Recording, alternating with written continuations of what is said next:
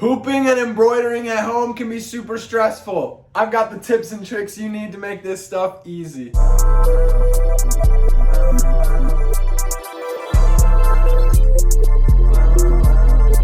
Today I'm going to show you guys 5 easy hacks. I use these things every time I embroider, cut, or sew, or do anything. The machine that I'm going to be using today is a Brother SC600 machine. If you haven't checked out my last video on how to work that, go ahead and check that out. And if you're here from that video, hi. Number 1, your stabilizer. This is called Pellon. Pellon is a stabilizer you're going to be using for when you embroider. I picked this stuff up by the yard at Joann's. When you start embroidering, this goes behind your fabric to stabilize the needle while it's going through your fabric and creating your embroidery design. So this right here, you want to be very stable. Cutaway is the strongest type of Pellon out there. I use it instead of washaway. It just is the best Pellon out there. So the stronger your stabilizer, the more stable your embroidery is going to be. If you don't use a cutaway and you use something weaker, it has the potential for the needle to pass through it and rip it, causing a mess up or an error in your embroidery. This embroidery design error could be crucial and make you restart or even puncture your garment. It causes tangles and sometimes even causes these right here. And if you've worked with this happening in your machine, you know it's very, very, very annoying. So that's my first tip. Now my tip number 2 is about the hoop. How to place your hoop without it getting your design crooked or anything. Let's show you guys how I do it. So first thing you want to do when hooping at home is take your frame and find the middle spot, which is right here. Do you see these 2 arrows right here? You're going to want to make sure that that lines up. On any of your hoops, they all have this. If you go on the other side, it will not line up. You see that? So make sure they line up correctly. Next, you're going to want to put enough of your Pellon over top of this hoop that it covers it from all sides. It should be enough to fill out all of the sides. You don't want any of these edges being inside of the hoop. This will not work. Once you have your position stable and in the middle, you're going to want to put it inside of your garment. There is already a hoop inside of here that I've already placed and found the perfect position for. So we're going to save some time and go right into that. And you're going to position it very carefully right over here. And before you push in on it or anything, what you're going to do is just make sure it looks right. Is it lined up with the hood and the pockets correctly? In this case, it looks good, guys. So we're going to go ahead and go to the next step, which is pushing this in. There is an arrow here that will match up directly. Does it look even? Looks even. Perfect. So now, what you're going to do, you're going to reach your hand inside of the garment and you're going to twist this knob, which is on every single hoop, and you're going to tighten it slightly. Don't tighten it all the way. So right here is where everybody can get to themselves, but this next step I'm going to show you, not everybody does, and it's very important. I do this every single time, and it just guarantees a good tight hoop. So go ahead and push down with your fingers on the frame so that the frame doesn't pop up. You're going to want to keep pressure down on the frame and just tug at these corners, and you'll see it pulling out some slack.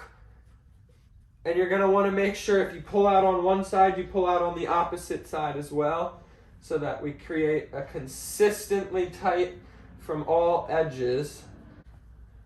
Look at this. You hear that? It's tight. It is very tight and it's ready to be embroidered. All right, guys, our third tip or trick is really actually just a simple step I believe everybody should do before they start embroidering or sewing in general, and it is check your bobbin. We're gonna take our bobbin out, and I even like to rethread it, but this is a good bobbin. And oftentimes you will think you have a good bobbin, and you'll go in there and it'll be almost empty, and it just messes up your embroidery process once you've started. Always put a new bobbin in. And I like to rethread mine, like I said before, just because sometimes the bobbin can get a little bit funky on these machines. So threaded, our bobbin is set, we put our cover back on, and we're good to go, guys. On to trick number 4. I wish there was a trick for this, but really the only trick that there is putting up your presser foot the tiniest sliver of... Alrighty guys, cool beans, we got that. Now that you have your hoop with your material on it, whether it's a sweater, a backpack, whatever you're embroidering, this next step is something that I think is super important. So before I embroider, every single time I'm gonna wanna take this thread that is right now threaded through this needle, and I'm gonna wanna put it in through this little hoop right here on our embroidery foot. And I'm gonna actually go through threading this again. Right here, you put it through step number 6, get it up here to step 7, cut the thread, pull this down, and it threads it, right? So you're gonna wanna pull this thread, right? And now it is pulled through this needle hole. However, like I said before, we actually want it through this hole right here. So we're gonna push this thread down, push it through. It's a very easy step, but it takes a little bit of tedious work and paying attention. Working with thread is never super fun. And now we're gonna take it and pull it. And now look guys, our thread goes directly down into this hole. This is super important. Step number 5 is super easy. You're gonna go into your embroidery like always, let its machine thing do its machine thing. We're gonna go in here and we're gonna pick out our design. All right guys, now I'm on to my design part. We're about to embroider. We're ready, except, and I just want you to watch this. We're gonna go right here to rotate, and we're gonna try to rotate this 90 degrees and it will not let us. It only rotates 180 degrees because our line is too big. Do you see that? So what we're gonna go over here and do is go to size, and we're gonna put it down as much as we can. But oh no, it will not let us. So what we're gonna do is rotate it a little bit, 10 degrees, 10 degrees, 10 degrees. Okay, we're gonna go to font edit. We're gonna edit the font to one of these other fonts like this, where we can now change the size. Look at that. It kind of bypasses its own system, and we're gonna keep rotating it and rotating it back 10%. And now we're gonna move it up here, and we're gonna try to keep rotating it until, look, now we've got it. And now we can rotate this 90 degrees. And now we're gonna go back to our other one, change it back to our other font, which was originally over here to this. And look at that, we've bypassed the system. It's tedious, but it can be done, okay? So now we're gonna move it, and it's a little bit, like I said, tedious, but this touch screen makes it very easy, guys. So now we have it, look at that. We have our design, it's perfect. We don't want it too far to the right, so we're gonna keep it at 0.1. This one right here, we're gonna take it to 0.1. And now we're gonna have them sized. And we're gonna expand the size as much as we can on both of them. You see this? And now we wanna go over here and just see about how big this is gonna be. So now we've got it fitted here. Again, if you are having trouble with rotating or having the font size too large, you can finesse it. It takes some tedious work of selecting it, but usually changing the font and then moving it around to center so that you can shrink the size of it more and then rotate it more and change it back to your other wanted font goes around this problem. It's very tedious and there's no easier way to do it that I know of. And now that we're about to embroider this design right here, there is one last step, and it is checking to make sure everything fits in the frame. We're gonna press this button and our foot should go around to every single point that this embroidery is gonna hit. And it looks like we're good, guys. While this is going on, I'm gonna show you guys which kind of threads that I've been using.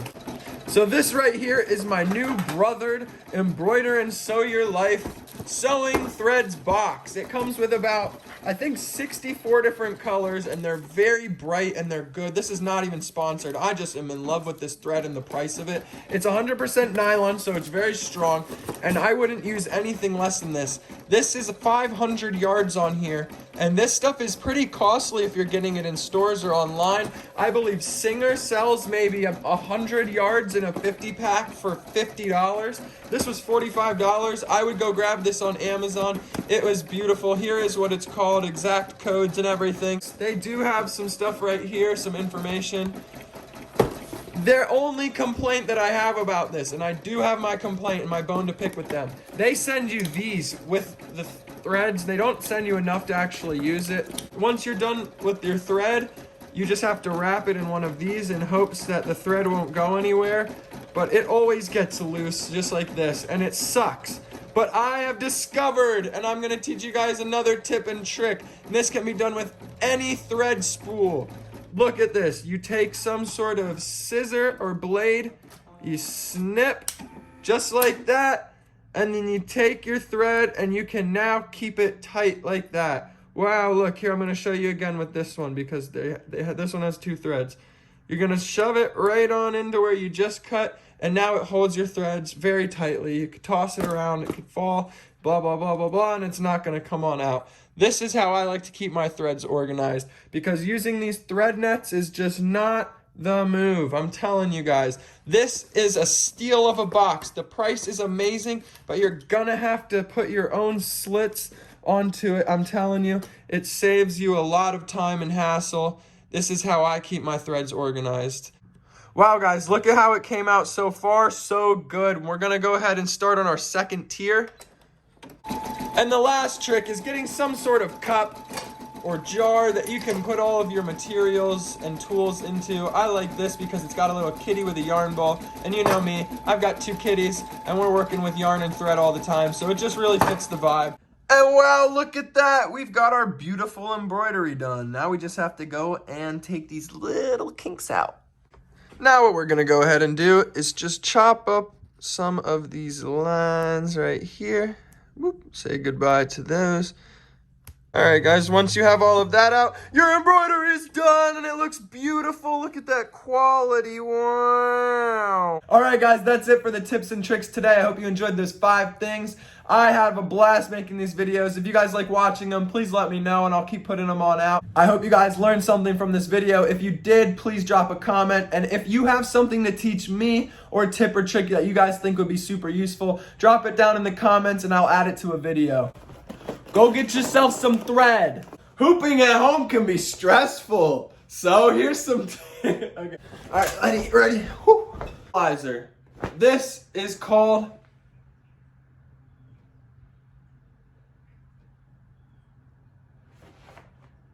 Pellon.